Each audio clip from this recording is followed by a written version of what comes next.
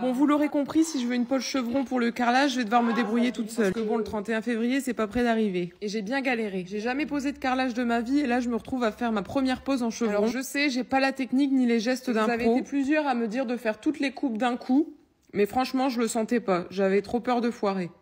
Donc j'ai fait au fur et à mesure grâce au laser. Bon, pour la première petite subtilité, c'est pas trop visible là sur la vidéo, mais en fait, il y a un carrelage blanc mat et un carrelage blanc brillant. Vous la voyez, la cliente relou arrivée au magasin. Alors moi, je veux ce carrelage en brillant, mais je le veux aussi en mat et il faut que ce soit exactement le même. Donc c'est pour ça qu'on pouvait pas prendre celui de Leroy Merlin. On m'a dit que celui de Leroy Merlin était assez fragile au niveau des coupes et là, pour le coup, celui-là, il est vraiment top parce que c'est vraiment rare d'avoir un éclat. Donc les plus grandes coupes, j'ai fait avec la carrelette et puis pour les plus précises, j'ai fait avec une meuleuse. Bon, en général, mes coupes étaient pas bonnes du premier coup, j'avoue.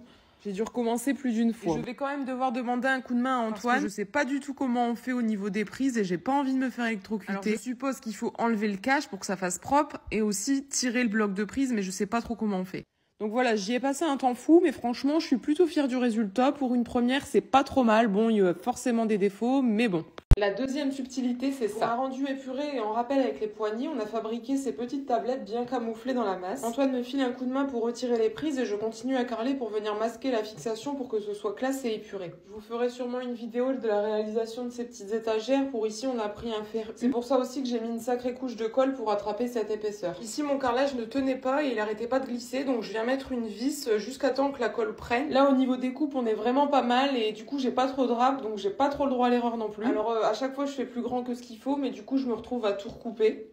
Mais bon, si c'est trop petit, c'est foutu après. Depuis le début de la pose, j'ai dû poser que 15 carreaux complets. Pour tous les autres, il y avait une coupe à faire. Je commence à me rapprocher de la fin pour cette partie-là et franchement, je trouve que le rendu est plutôt pas mal. Je trouve ça assez classe, mais bon, après ça, c'est une question de goût. Là, sur la vidéo, on a encore une fois un peu de mal à se rendre compte qu'il y a du mat et du brillant, qu'il y a un mélange des deux. Pour ces petits morceaux ici, j'utilise de la M107 plutôt que de la colle à carrelage. Moi, c'est un peu plus simple à manier. Je pensais vraiment pas mettre autant de temps et il y a encore l'autre partie à faire. Mais bon, ça avance et ça avance bien, c'est propre, donc c'est l'essentiel. Par contre, il y a une espèce de colle pour éviter les rayures. Alors sur le brillant ça part tout seul, mais sur le mat c'est une vraie galère, donc si vous avez des astuces pour l'enlever. Voilà, on a enfin terminé la pose du carrelage et il était temps. Bon, Antoine a bien voulu venir m'aider parce que forcément j'avançais pas très vite. Là, on se rend bien compte de la petite subtilité blanc mat, blanc brillant. Il reste encore un petit peu de boulot de nettoyage et aussi les joints à faire, mais c'est déjà une bonne chose de faite, avec des coupes plus tordues les unes que les autres. On a compté et pour la totalité de la cuisine, il n'y a que 20 carreaux complets, tous les autres sont coupés. Pour la couleur des joints, on est encore une fois pas d'accord. Moi, je partirais sur un gris clair et Antoine plutôt sur du noir. Le top du top, ça serait blanc, mais franchement, si c'est pour que ce soit dégueulasse dans un an, je préfère faire gris clair et puis être tranquille. Et noir, j'ai un peu peur que ça fasse bizarre en vrai. Bon, là comme ça paraît facile en accéléré, mais en vrai, on a fait quelques petites erreurs par moment où il a fallu recommencer. Mais on est franchement ravis du résultat. Même Antoine qui voulait pas faire ça regrette pas du tout. Il est trop fan aussi. Alors c'est assez particulier, ça peut pas plaire à tout le monde, ça on en est conscient. Mais on a voulu se faire un petit kiff tous les deux. Et puis plaire à tout le monde, se plaire à n'importe qui. On a quand même eu une sacrée moule parce qu'il nous reste plus que 2 carreaux de chaque. Et voici un dernier petit arrêt sur image pour admirer le résultat.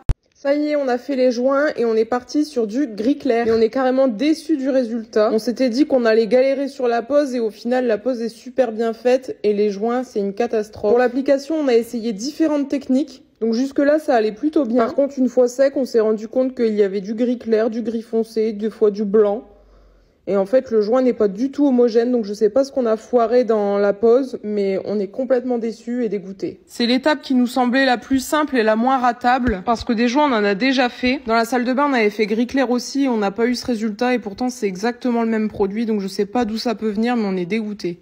Donc là, je m'attaque aux dernières finitions au silicone parce que de toute façon, les joints sont comme ça et ils resteront comme ça, tant pis. J'utilise du silicone spécial sanitaire blanc qui ne devrait pas jaunir. Pour l'application, je vaporise un mélange d'eau et de liquide vaisselle. Puis je viens lisser le tout avec un bâtonnet de glace. Et ensuite, je viens relisser avec mon doigt pour avoir une finition propre. Donc jusque-là, on était satisfait, mais finalement, on est mitigé sur le résultat final. Vous avez été plusieurs à nous demander d'où venaient les étagères cachées derrière le carrelage. Alors je ne sais pas du tout comment ça s'appelle et si ça se vend dans le commerce, mais je pense que ça vaut vraiment pas le coup de les acheter toutes faites car c'est vraiment simple à faire soi-même. Et en plus, il ne vous faudra pas beaucoup de matériel pour réaliser cela. Ici, on voit bien la deuxième partie fixée au mur qui est cachée derrière le carrelage et on va venir mettre une baguette de finition pour cacher les différentes épaisseurs et aussi les coupes de carreaux qui ne sont pas forcément droites.